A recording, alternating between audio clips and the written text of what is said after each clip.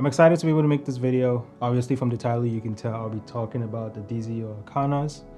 I've had them now for a couple of months. I've done a couple of shoots with them. The videos are on my profile. If this is the first time you're stopping by on my profile, by all means you can check out my videos that I've used, the DZO Arcanas, to shoot. So I'll be talking about them, my own personal experience using them.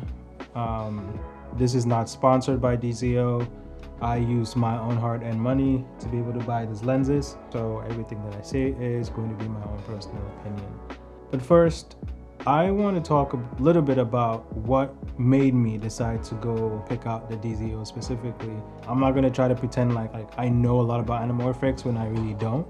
But when I started looking to dive into the world of filmmaking, documentaries, I always loved the way that anamorphics looked. So I started looking into them and trying to figure out, okay, if I want to go into this space, what would make the most sense for me and for the creative work that I do. And at the time, a lot of the things that I was thinking about, or a lot of what I wanted to do, was more towards filmmaking. So I wanted more of like a softer look, things that had a little bit more character to them. That's when I started learning about fringing, chromatic aberrations and things like that being characteristics of anamorphics. And obviously DZO doesn't necessarily take those boxes, but I also wanted something that I could go ahead and use in more of what I do on a regular basis, which is more commercial work. I tend to work more with businesses, either restaurants, gyms, small business owners. That's not too much of filmmaking. I obviously I would love to be able to get into that space and make my own films. I've worked with a couple of friends who are actually filmmakers, but I wanted to find a good balance. Major reasons why I ended up picking the DZO Arcanas was because of the look that they have, how sharp that they are, and the flares that they give. Especially the look. I love the wider look of anamorphics, like a lot. The look that you get with these lenses are very unique, very pleasing to my eye. I love the way that they look, and I am using them in every opportunity that I get. They cost a pretty penny, so I want to get my money's worth from using them. Well, everything comes with its, pros and cons, and I will kind of state what it is that I might consider cons for these lenses. Again, they don't take away from what it is that they can do. They're just things that I notice, how sharp that they are. They're so sharp that it almost gets to the point where it's overly clinical, where maybe you can't really tell that it's different from a photo lens. So if I was using like a 35mm right now, a Sony 35 or a Sigma 35 on my Sony a7 IV, which is right here, you might not be able to tell if I was, unless obviously from the stretch factor you'd be able to tell that, but otherwise if you look at how sharp that it is, it might look a little bit similar. But the one that definitely gets me, and which was one of the reasons I really considered getting the DZO Vipers, was because of the focus breathing. Now I am using the PD Movie Light Air 4, like Air 4, to help me keep focus on myself so I can actually move back and forth. But as I do this, what you might notice on the edges is it zooming in and out. In that aspect, well, actually I'm gonna use, so this is the 45, and I'm gonna put this right here so you can see. And if you pay attention to the edges, as I move this out, it's gonna actually breathe a little bit, because obviously it's trying to, I don't need to explain it.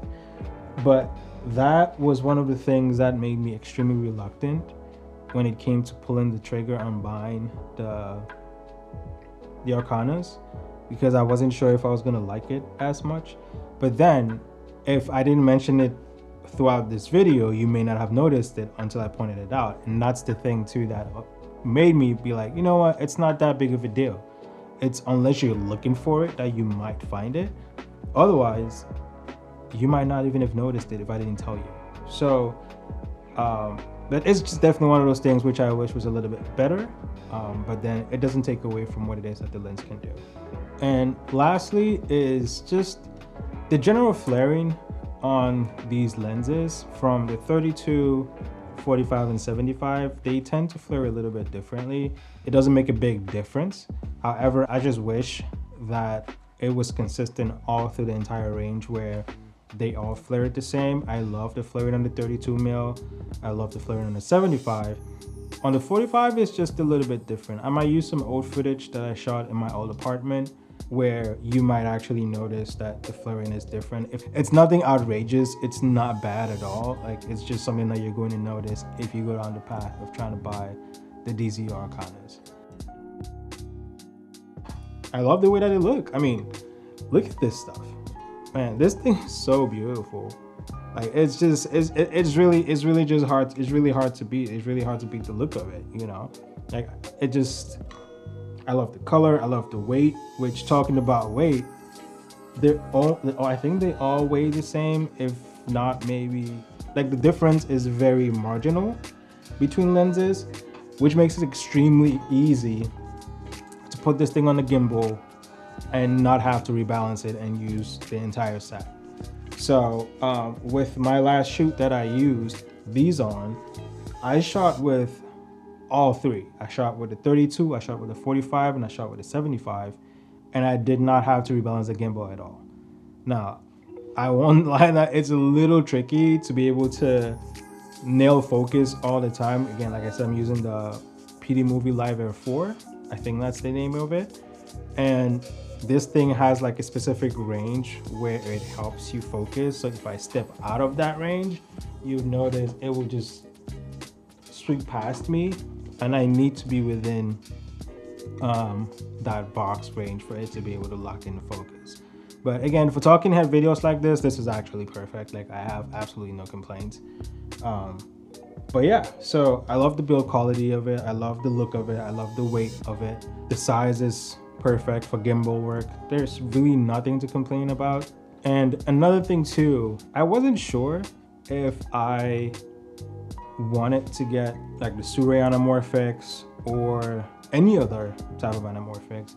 And the more I did research into these lenses, the more I noticed the difference between a 1.33, 1.5, 1.8, and a 2.0, which the 1.5 was like the perfect balance for me. And I just love the stretch factor for that one. And that's one thing that I love about these. They're just 1.5 and they work for the kind of work that I want to be able to create. And I don't think I'm going to deviate away from these anamorphics in any shape or form. Any chance that I get to shoot on these, I will do it.